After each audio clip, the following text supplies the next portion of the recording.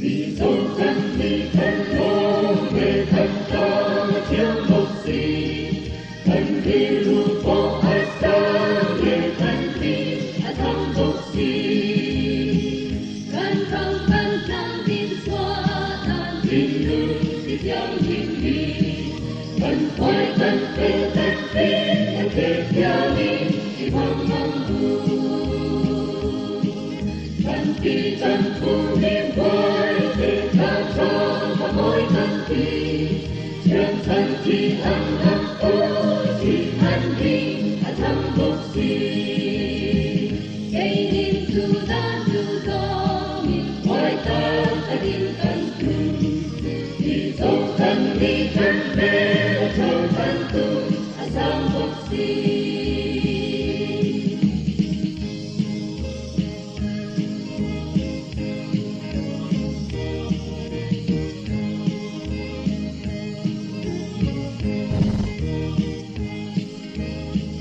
cây niềm dù ta dù gió mình ngoài ta tin thân thương vì dấu thân đi thân về cho thân tu sang một gì thân chính ta in thân đó mà trong voi uống câu ta thân thông tin xóa na vơi từ đây nghe thì alo đi năm năm thu tít mai lo mình chờ đợi vì gió mong niềm tin thân ôi